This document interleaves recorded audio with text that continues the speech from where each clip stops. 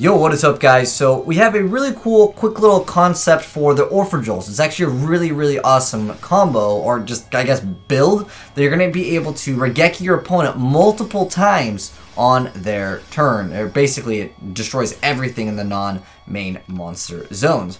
So basically what we're going to be doing is trying to get out the Babble, which is the field spell, and pretty much this allows you to activate your Orpehgel's effects during your opponent's turn.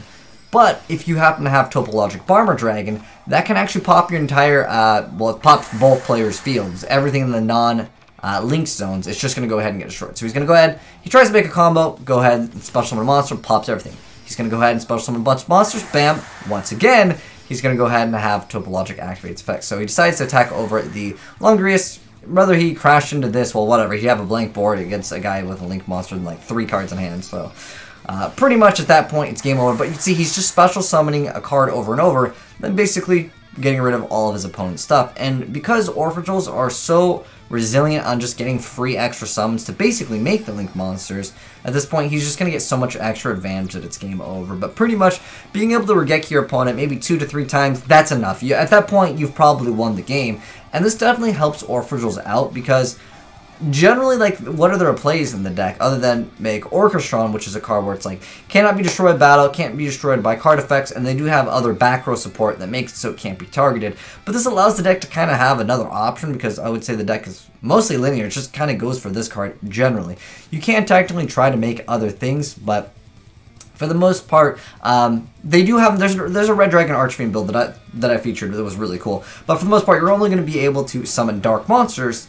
So that kind of works out with Topologic YGOPRO. So that was kind of cool. So shout out to Theo for showing off this. I'll go over the deck profile really quick. I have some more replays, but it's the same concept basically. Is you just go ahead and bust out the Topologic Dragon, and then all you do is you just activate the field spell, and then you're able to go ahead and just special summon one card, pop things. There's a lot of other cards that might let you special summon. I mean, heck, you can run Scapegoat and stuff, but these are just free, plus they get like other bonus effects later on anyways. But anyways, onward with the deck profile, courtesy of Theo.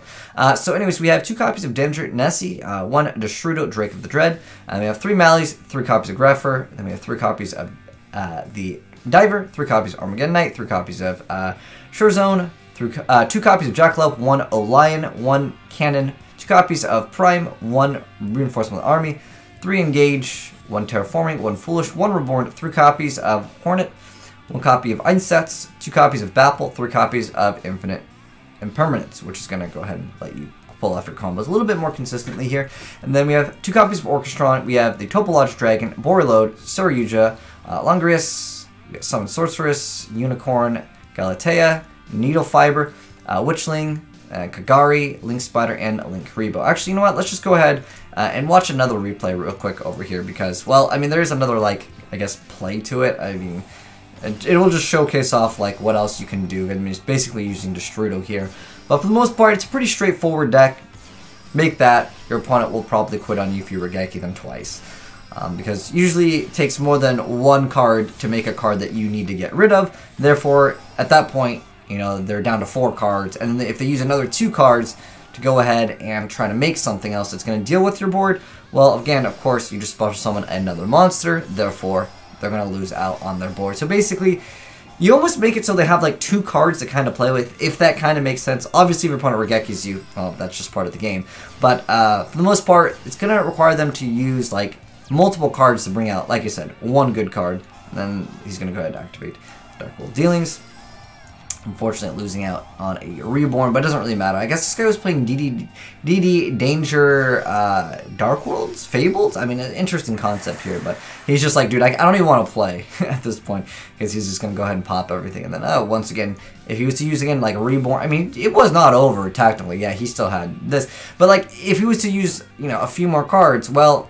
you know, if you're activating an effect, Einsat's going to let you send one to the graveyard, and then all you do is you just banish this card and just special summon another Orpehgel monster from your deck, which is really dirty. So basically, you get majority of the time, I would say, like 2 Regekis, and that's pretty dirty. If you can basically Regeki your opponent twice, or even 3 times, I would say twice is pretty consistent in this deck, your opponent's not going to be able to Yu-Gi-Oh! But that's the cool deck. So shout out to you, Theo, once again. And now that you guys have the deck profile, have some fun with it. Let me know, guys, what you think of it. You guys actually think it's got some potential? I think it's kind of cool because it's not like you have to build a deck around just going for the Topologic Dragon. You can just kind of play in this deck, and it gives the deck, again, more options, because every time I see this deck being played, all I do is go for the big boss monster that can't be targeted, cannot be destroyed by battle. So that's majority of the time the deck's playstyle. But like I said, I like different options in decks, and this is definitely one of them. But anyways, thanks for watching, guys. Hopefully you enjoyed the video. If you did, drop a like on it. And if you're new to the channel, hit the subscribe button to see latest and newest Yu-Gi-Oh! Combos, like the double or triple Regeki during your opponent's turn. But thanks for watching, guys.